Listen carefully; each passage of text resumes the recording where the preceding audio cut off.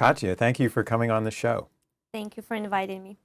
You're dealing with one of the most important, but maybe in some ways underreported stories, which is the Russian abduction of Ukrainian children from the territories that the Russian army is occupying in eastern Ukraine.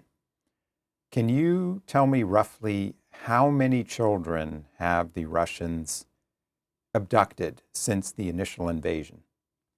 So, since the initial invasion in 2014, we have not been able to track it back then.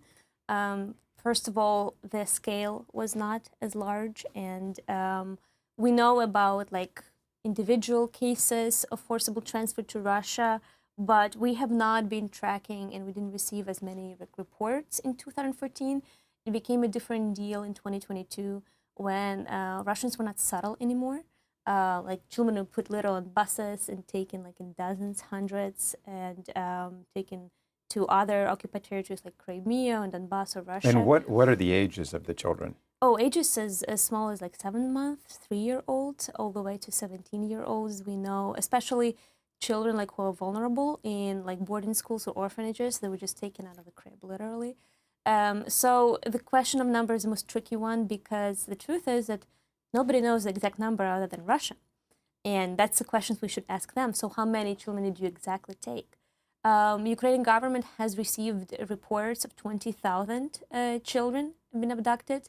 They are verifying them as we speak, and we know that the actual number is probably much larger. So it's really hard to tell exactly, but we know at least that 20,000 children have been reported. Why do you think it is so important to Russian President Vladimir Putin to essentially take these children hostage? There are many reasons, starting from like ideological, ended up very practical and pragmatic.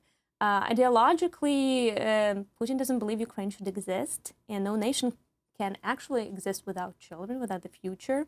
So what they do to those children is literally erasing their Ukrainian identity and turn them into Russians.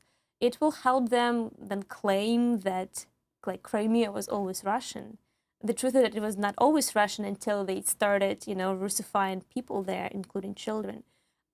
It helps them, fill in the gaps in their own demographics that is like awfully bad. They are recruiting children there into the Russian army, and they turn those children into Russian soldiers. It's also an old Soviet practice of weakening the resistance in occupied territories. When your child is taken away by the occupying authority, you are much more willing to collaborate with the occupying authority and, accept whatever terms they impose on you, rather than resist and, collaborate with the Ukrainian authorities. So they're trying this way to like lure parents into Russia, impose, Russian passports on parents to make the resistance weaker. To get the parents to follow the children into Follow Russia? the children, accepting Russian documents. They put all these conditions. You have the birth certificate where it was issued by Ukrainians. Go get a Russian one. So suddenly you get Russians to issue birth certificate, your Russian passport for your children, and all this will make it easier for Russia later to say, oh, all these people are actually Russians. We didn't steal anyone. We see also Putin leveraging these children in political negotiations. This is something I've been warning Congress like in the beginning of the invasion. We cannot lose time and wait to return those children like during negotiations, because we will invest all of this like money and resources and time into like winning over Russia, and then they will hold these children hostages and demand concessions. And we've seen Russia already trying to do that during negotiations in Istanbul, where they suggested ridiculous things like exchanging children for prisoners of war, or exchanging children, in return of sanctions. This was during the negotiations between Russia and Ukraine in Istanbul in 2023? It was actually like this summer. 2025. Okay. It was not the first time they met in Istanbul, but that's when Russians asked for like a list of children, and we provided them with a list of children, at least initial batch of whom we would want to return. And they were like, well, how about we return these children, you return prisoners of war? I'm like, no, this is not how it works. Children are not bargaining chips, but they are in Russian hands. So there are so many reasons for Russia to do that. It really damages Ukrainian society, it damages Ukrainian future, it helps Russia claim territorial conquests, it helps Russia fill in the gaps in its army, and it fits in, it fits in their own internal propaganda. They tell their people that they're rescuing Ukrainian orphans. They get their own people adopt Ukrainian children, making them all part of this world crime. So, yeah, unfortunately, that's the reality. And the bottom line is that it reinforces Putin's narrative that there is no such thing as an independent Ukrainian nation, Of course. right, or identity, Of that in course. fact it's all Russian.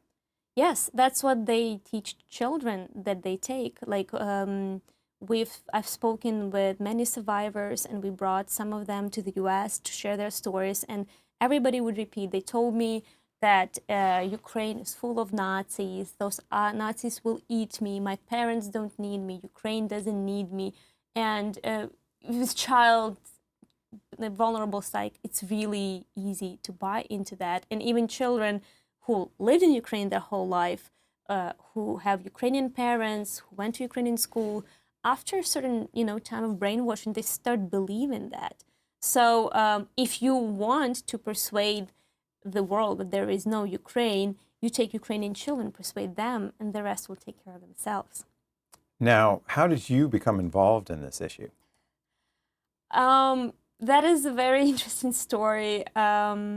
I used to work in the private sector in public relations and communications before the full-scale invasion.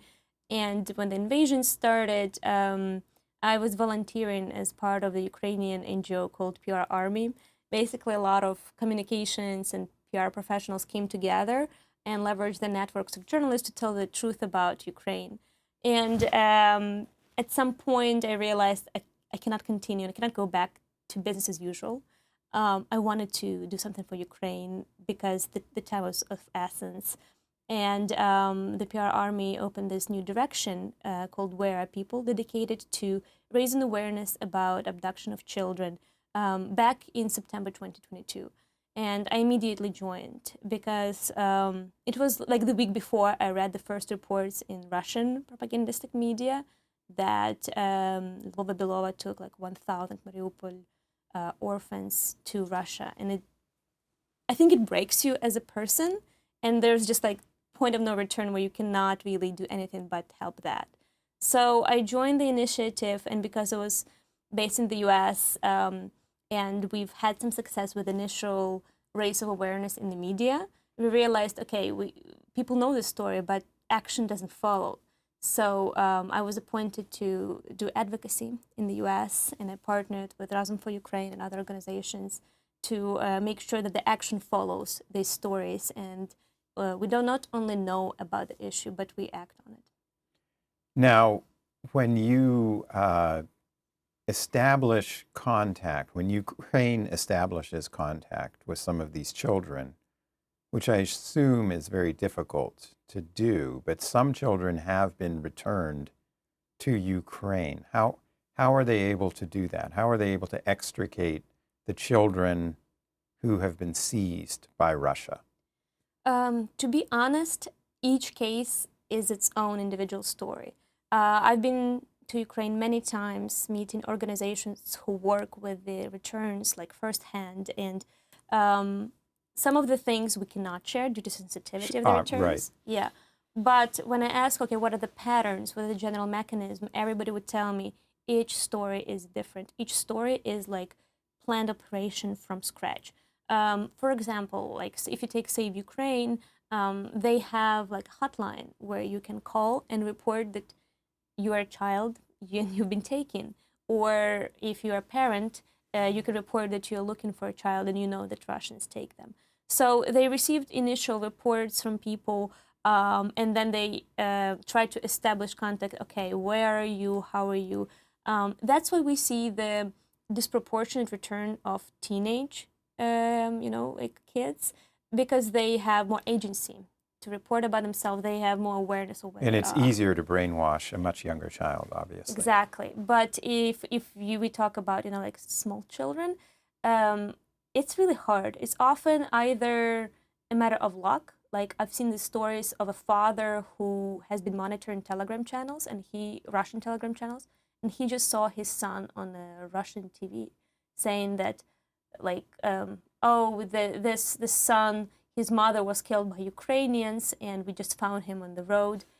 And what happened is that the boy and his mother were separated from father by the river, and mother was trying to leave Russia, but there was no corridor to Ukraine. So they were trying to go to Russia to leave through Belarus and Poland. But their whole convoy was Stopped. basically not stopped, Or but shot. Shot. Yes, and that's how he learned that, first of all, his wife was killed. I see. And his son was left wounded without anyone accompanying him, taken to the Russian hospital, and Russian TV was making a program about how they saved the son. So he learned about it, but he could not go to Russia because, as you know, like men, especially those who've ever served in Ukraine army, they just faced imprisonment in Russia. So he had to ask his mother, the granny of the child, to do the dangerous journey. But they learned about it so randomly. So that's why there is no like exact one way of learning about it. We know that sometimes we return children and we ask them, okay, who else was there? And through their, word of mouth, we can establish contact with other children and try to bring them home. But it's very, it's very time consuming. It's very sensitive. So there's a lot of work and efforts going into this, and that's part of the reason why the returns have been successful, because they were done, without interfering with Russian officials, but also drop in the ocean, because it takes so much resources to find the child, identify, and then, build the route that is safe for a child to leave through. Now, how difficult is the readjustment for the children that do return to Ukraine? Again, it depends on each child. We see there are like a lot of resilient kids who, once they put into those conditions, when Russia is trying to deprogram them, they just like rebel, and they're more willing to like return. And then we see there are children who are more vulnerable, who do not know what's going on, and they're very susceptible to this influence. So we definitely one thing we should understand is these children could be deprogrammed. Like Save Ukraine, Ukrainian social services, other organizations, they've worked with children who were pretty brainwashed and had really bad trauma, and even who wanted to come back to Ukraine, but even after like coming back to Ukraine, they always looked out because Russians kept telling them that they will be killed in Ukraine by Nazis. So after months and months of therapy, rehabilitation, they do come back to life. But we have to also admit that there will be children whom we will not be able to return because they've crossed that line. They've crossed that line of deprogramming. That's with the time of essence. And there is a story of a girl, I think Veronica, her name is, she was separated from her brother in Russia, and she was offered free education, college in Russia, the dorm, everything, but she didn't want to stay. So in a couple of months, she came back to take her brother from the boarding school and go together to Ukraine. And her brother was 11 years old. After 8 months in Russian system, he did not believe his own sister. He said, we cannot go back to Ukraine. Ukraine does not exist. We are not Ukrainians, we are Russians. And his own sister was like, took her hours to tell, we lived there. Nobody hurt us. This is not true. We will be safe. She eventually convinced him to come, and they're fine. They live in Kyiv right now, and they're safe. But for me, it was so illustrative of how deep and how fast Russian propaganda works on children. We can see it even in adults. Like, there are stories when Ukrainians call their relatives in Russia and say, you're bombing us. Like, no, you're bombing yourself. But I think with children, it's especially horrifying. And we have to adapt and learn, come up with new methods of how to counter that, and understand how deeply Russia brainwashes children and for what. So one thing we underestimate with Russian brainwashing and militarization of children is that it is not only the humanitarian catastrophe. It's so large in scale that it's going to be our national security threat, because we all know that a motivated soldier is worth, like two unmotivated soldiers. Yeah. Imagine you've been motivated to fight and die for Russia since you were 6. And by the time you're 18 and you're drafted, and your whole high school, you've been militarized, taught how to jump with a parachute, dig a trench, got a drone. Imagine that is your new recruit. And according to some of the Ukrainian reports, based on Russian open source information, at least 160,000 Ukrainian children have gone through 2 of the largest Russian movements, Yun Army and Movement of the First, since the full-scale invasion. So if only those 2 movements out of many have managed to militarize 160 children in occupied Ukraine for 3 years, how many children will they do that to in 5 years? So we are facing, give or take, 500,000 Ukrainian children who will be pushed through Russian militarization machine and will be convinced to fight and die for Russia. What about our recruiting for the military? We do not militarize our children because we are a democracy. But do we realize that we will face Ukrainian children in the army if we don't save them right now? Like, do we realize that those children could have been raised, according to Western values in democracies, and they could have served the society in a much better way, but they will be fed into Russian war machine? Like, Russia builds this army not for Ukraine.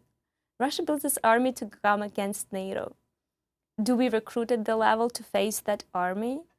And that's a very cynical point of view on the question of militarization, but I believe we should raise it, because it's very underestimated that if we ignore the humanitarian angle, we will eventually face the national security angle. Now, the Senate is holding a hearing on this issue of abducted children tomorrow. And what do you hope that this hearing will accomplish? Well, initially we all hoped to hear from the Russian ambassador. Like, what's up? How do you explain all of this? I doubt he'll show up. Not surprising, though. I hope that this hearing will, first of all, provide much needed context and clarification on the number of children, why the numbers are not set, what numbers should we use, and should we even care about the numbers. Will provide, very full picture for the decision makers on Russian policy of abduction and militarization of Ukrainian children, for the decision makers to make the right decisions on how to deter it. Again, a lot has changed. Since 2022, Russia has changed its tactics. They used to literally kidnap children into Russia and funnel them into their militarization machine there. Now they don't really have to do this. They, establish these military camps in occupied territories, and they do all of this systematic abuse there. So tomorrow hearing, I hope, will provide very sobering numbers, updates on what Russia does to children, but also context of the existing returns. There is this illusion that Ukraine has not returned children because it's unwilling to talk to Russia. And this is so not true. There have been so many attempts to negotiate through Russia, directly, indirectly through mediation. Again, peace talks in Istanbul 1, 2, 3. So all of this gets lost a little bit in the media. They're sporadic conversations, but they don't result in action. So tomorrow, I hope we will be able to point out directly, okay, this is the attempts we've made to resolve it. This is what is the result of those attempts. Out of 20,000 cases that we know of, Russia returned 6. it is a negotiation in good faith. And this is how many they returned after they've been pressured. So I hope that this briefing essentially will provide decision makers with enough information to understand Russia is not acting in good faith. Russia is trying to stagnate, stall, and just drive into irrelevance the peace talks around children and peace talks in general. And unless pressured, unless forced, it will not act in good faith. And this is what we should keep in mind going into negotiations with Russia about anything. That's what I wanted to ask you as a final question. Right now, Jared Kushner and Steve Witkoff are meeting with Mr. Putin. The Trump administration is trying to reach a peace deal with the Kremlin.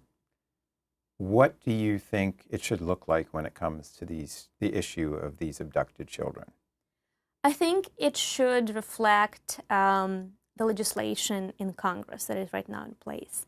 So there is a Senate and House resolution, Senate Resolution 236, House Resolution 564, if I'm not mistaken, requesting and urging the administration to ensure that Russia will not turn those children into bargaining chips, and those children will be returned unconditionally before the deal is finalized. In the previous version of the current version of a peace plan we've seen, we saw the very broad language when it comes to return of children, and it doesn't even phrase it as a return of children. It phrases it as family reunification. First of all, we need to understand that very strict deadlines should be put on Russia to return children.